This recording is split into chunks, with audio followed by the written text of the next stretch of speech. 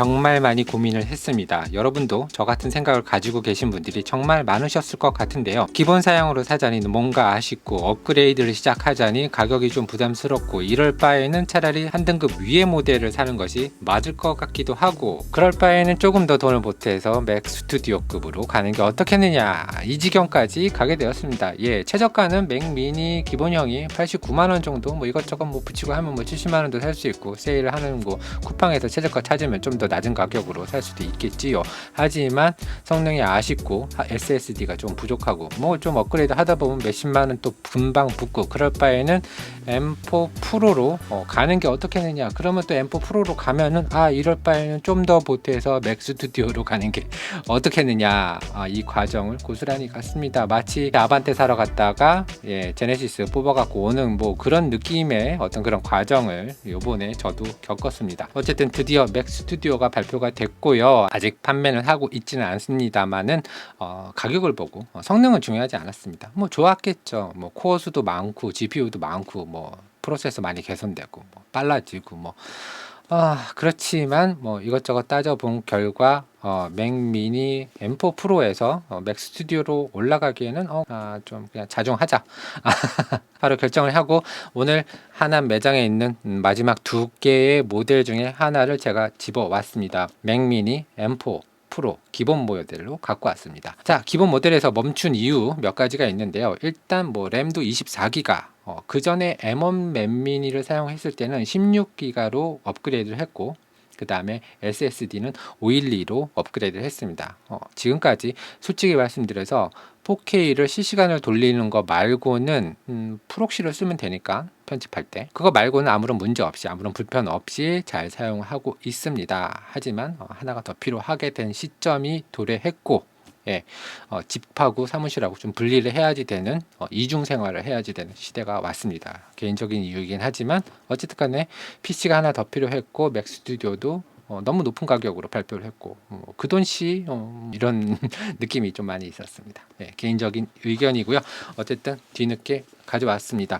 기본 사양이기 때문에 24기가 통합 메모리가 탑재가 되어 있고 512기가의 애플 M4 프로 칩이 탑재가 된 맥 미니, 오늘 비즈니스 계정으로 처음으로 사봤어요. 뜯어보겠습니다.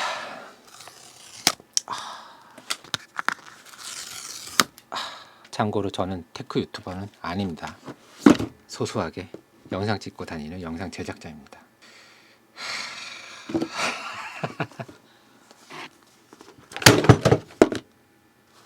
쉣. 다행히 기스는 안 났다. 미쳤어.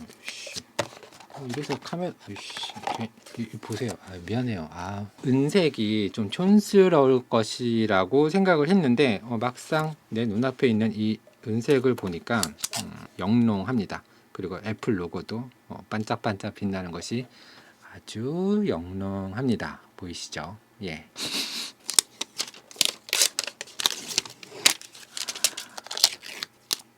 기스낸 데 없어. 괜찮아. 변태스럽게 말아놨네. 끝났습니다. 이 성능 다 아시죠? 이미 모두 다 알고 있습니다. 자, 새로운 데스크탑을 셋업을 해야 됩니다. 그래서 이거 말고도 필요한 것들이 있죠. 지금 한 반 정도 왔어요. 나머지 반 오는 대로 다 까볼 텐데, 우선 지금까지 온 거 한 번씩 살펴보도록 하겠습니다. 일단 본체가 필요해서 본체를 하나 장만했습니다. 자, 본체가 들어왔으면 저는 매직 패드 맞죠? 매직 트랙패드, 요거를 사용하는 편입니다. 그전에는 구형을 가지고 있었어요. 하얀색으로 된 구형을 가지고 있었는데, 요거는 이제 블랙으로 신형입니다. USB-C 단자가 탑재가 된 신형, 요게 필요합니다. 그래서 요것도 하나, C 케이블, 좋아요. 여기 스티커, 이제 스티커는 없구나. 까만 게 이쁘네. 블랙으로 한 이유는 키보드랑 마우스를 블랙으로 이번에 세팅을 했습니다. 그 전까지는 계속 흰색만 사용하다가 그거는 이제 새로운 사무실에 쓰려고 뺐고, 집에서 사용하려고 이 블랙으로. 그래서 본체랑 트랙패드, 나머지는 다 쿠팡인데요. WD 블랙으로 된 2테라 SSD, 삼성 SSD T5, T7, 그 다음에 엑스트림 샌디스크 거 사용을 했었는데요. NVMe NVMe SSD를 한번 사용해 보려고 좀 비싸더라도 한번 사봤습니다. 확실하게 이제 이게 좀 더 속도가 난다고 해서 샀는데, 이번 신형 맥미니부터 썬더볼트 4하고 5가 탑재가 되잖아요. 그 속도를 충분히 대응할 수 있게 5에 대응하는 거를 사려고 했더니 좀 가격이 세더라고요. 적절히 타협을 해서 썬더볼트 4 정도 대응할 수 있는 인클로저를 샀습니다. 인클로저는 지금 못 봤는데 아직 안 온 것 같습니다. MX 마스터 3S4 맥으로 샀습니다. 그 전에 이 하위 모델을 썼었는데 로지텍의 이 맥 전용 마우스 굉장히 느낌도 좋고 내구성도 좋은 것 같아갖고 이번에는 그 상위 그레이드인 MX 마스터 3S 맥으로 샀습니다. 최고급 무선 마우스 이렇게 써 있고요. 4 아이패드, 그 다음에 윈도우도 호환되고 뭐 여러 가지 호환되는 제품인 것 같습니다. 사용기가 이 전액 모델이 너무 좋아서 샀기 때문에 믿고 있습니다. 이것도 뜯어야죠.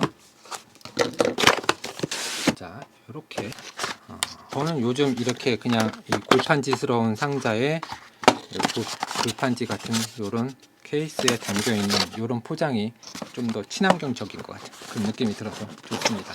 충전을 위한 케이블 C2C가 담겨져 있습니다.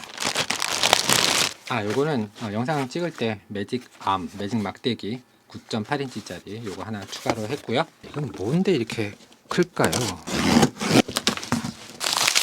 키보드. 자, 지금까지는 맥컬리 키보드 아시죠? 맥컬리 키보드, 맥컬리 4 맥을 사용을 했었고요. 그 전에는 맥북을 사용했기 때문에 따로 별도의 키보드를 사용해 본 적이 없습니다. 옛날에 윈도우 PC를 쓸 때에도 키보드를 그렇게 좋은 걸 써보지는 못했어요. 되게 둔탁한 그런 키보드를 사용을 했었고, 타이핑을 좀 많이 해야지 되는 어떤 전략이 있기 때문에 타이핑에 대한 어떤 좀 욕심이 좀 났습니다. 그래서 키크론 K10 모델로 샀고, 블랙 모델입니다. 숫자 키패드가 있는, 숫자 키패드가 없으면 숫자 누를 때 너무 힘들더라고요.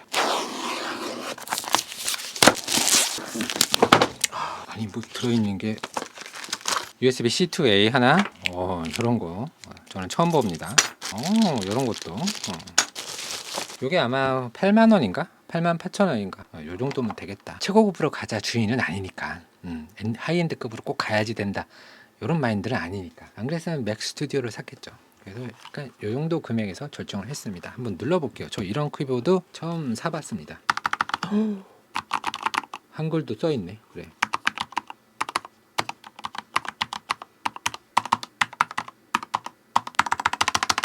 편집할 때 스페이스바, 그 다음에 클릭 A, 스페이스바 A, 스페이스바 B, A, B, A. 그래서 데스크 셋업은 이렇게 생각을 하고 있습니다. 마이그레이션은 처음으로 해봤는데요. 매뉴얼을 보면서 차근차근 하면 됩니다. 그렇게 난이도 있는 작업은 아니고요. 기존에 사용하는 맥을 그대로 복사해서 모든 프로그램과 하드에 저장된 모든 자료를 복사하는 개념이라 새로운 PC 세팅하는 번거로움이 없어 좋습니다. 자, 이렇게 마이그레이션을 끝났습니다.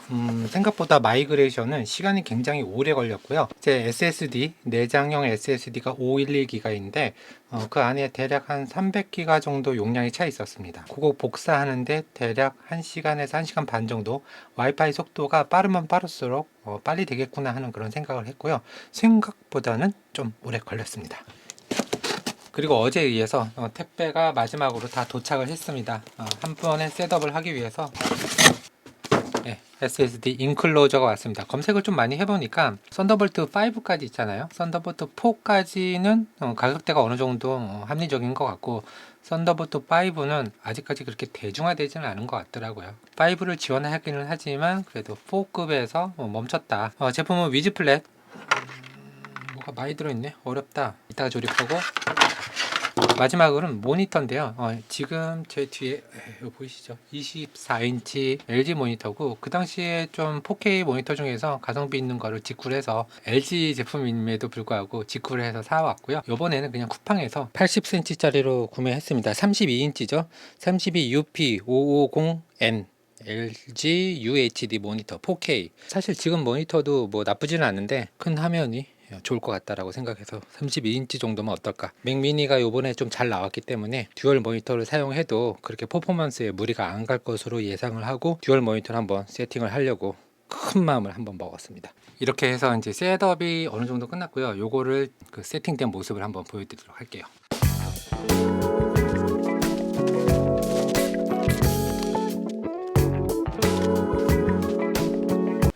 설치가 뭐 완벽하진 않지만 일단 세팅은 해놨습니다. 작업은 할 수 있을 정도로 만들어놨고요. 이 SSD 뭐 측정해 보니까 뭐 그렇게 빠르진 않더라고요. 하지만 기존에 가지고 있는 뭐 T5라든지 T7 뭐 내지는 뭐 익스트림, 샌디스크 뭐 이런 거보다는 월등하게 빨랐습니다.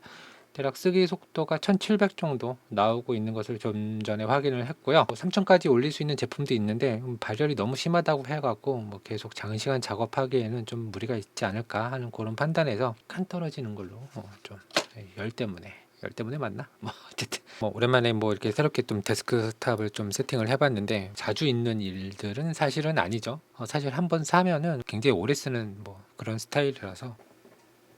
키보드는 어떻게 연결하는지 잘 모르겠네. 연결이 안 돼, 키보드가. 다시 한번 해봐야 되겠다. 2테라 SSD는 WD 블랙 제품으로 가져왔습니다. 속도가 1700 정도 나왔는데요. 이것만 되어도 시원시원한 속도를 보여주어서 괜찮았습니다. 조립은 어렵지 않았고요. 앞으로 시간을 많이 절약할 수 있을 듯 합니다. 장점이라고 하면은 4K가 그냥 돌아가네. 4K도 좀 무게가 많이 다르죠. 예를 들어서 액션캠 같은 경우는 되게 가벼운데 이런 미러리스의 브이로그 혹은 S로그 이런 파일들은 조금 무겁습니다. 근데 이게 그냥 잘 돌아가고 있네요. 좋아라.